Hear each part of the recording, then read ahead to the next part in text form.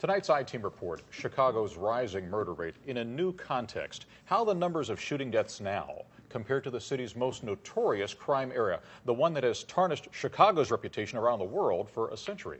ABC 7 investigative reporter Chuck Gowdy joining us with some surprising details tonight. Chuck. Kathy Allen, the surprising stats show we are worse off now in the category of murder than we were at the height of the period that has driven Chicago's crime reputation for almost a century, Al Capone's gangland Chicago.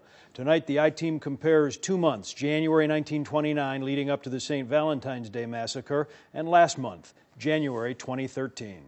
This January's bloodshed has caught the attention of Chicagoans, local politicians, the White House, and people around the world.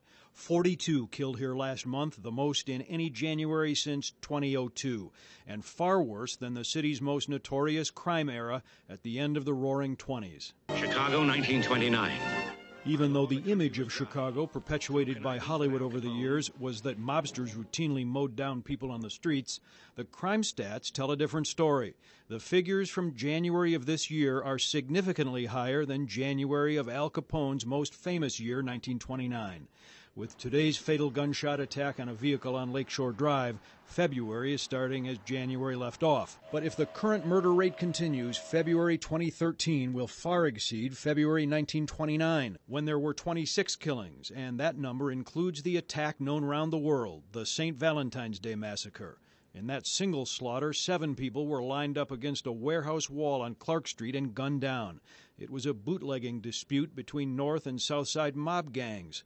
That hasn't changed between then and now, as police today cite street gangs and drugs for the rise in modern killings.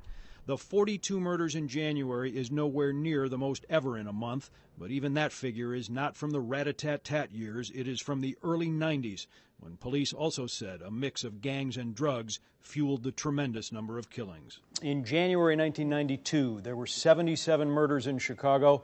That is the January record. Most of the murders then and this year were with guns. That was also the case in 1929.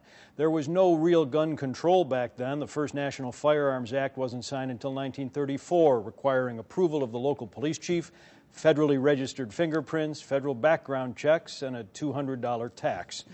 And that discussion goes on to this day about Still how trying to to figure out control what to do. guns. Okay. Chuck, thanks.